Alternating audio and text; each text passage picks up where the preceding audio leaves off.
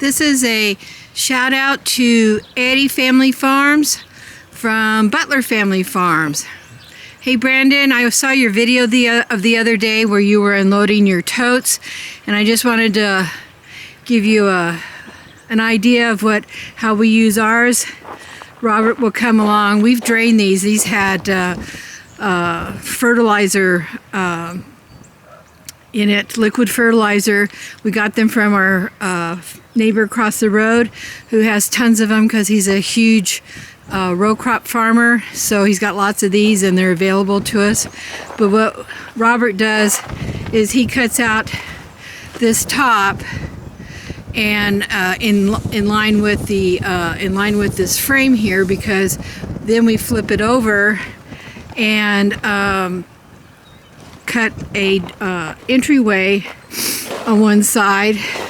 I'm not sure which one he does, but anyway, he cuts an entryway, and we use these for huts.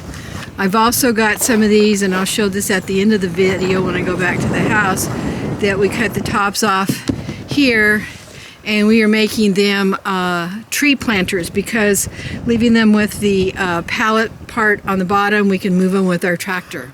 So here's our hut village this year. We got 6 out here for everybody, but you can see that we flipped the bottom where this is the bottom, we flipped it to the top, and Robert cuts out this opening here for the doorway, and then the top is cut out so that it's on the ground, and then I put bales of hay out here.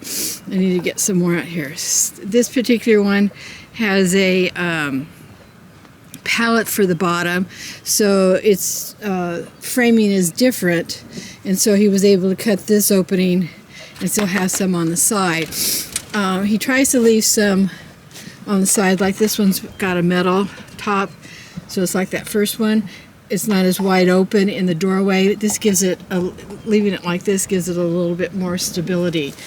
But I fill these up with straw, and this is their little hut village. So they're really good. And these ones I've added to them. Originally, I think I started out with 3 because I only had a few goats. But makes a good ledge for Jeannie to have her breakfast and dinner on, so not have the goats get in her face. But anyway, I've had these huts for, I don't know, I'm going to say 5 or 6 years. We originally got the idea from the dairy farmer when we bought our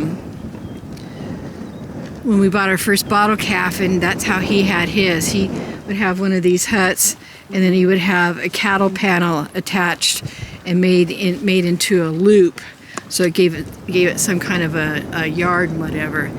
There's a big old Frankie in the middle of the feeding troughs. But anyway, Brandon, I just thought I would do this little short video, tag you on it so you have an idea.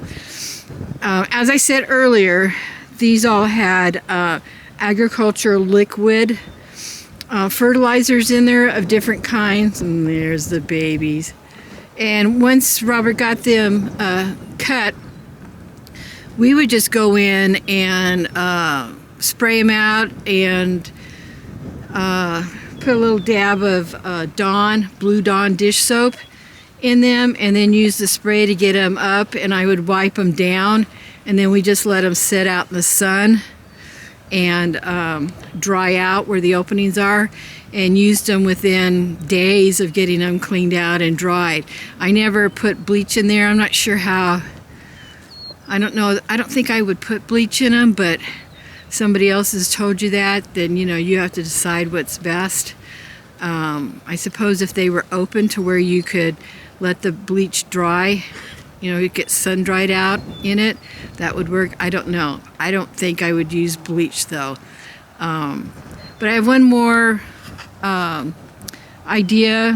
use that I do with them, and it was just started last year, and I'll be right back with you.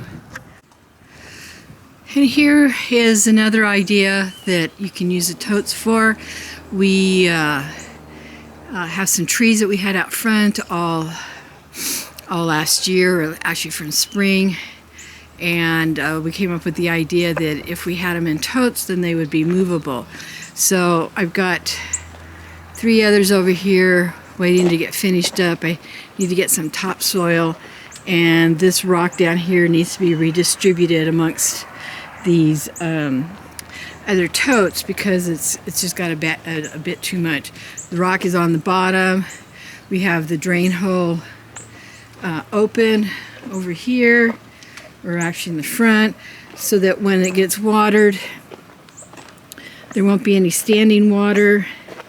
And then we've got mushroom dirt and topsoil to mix up, and then fill these up to about here with dirt, maybe about here with dirt, and then the tree goes right, of course, in the center.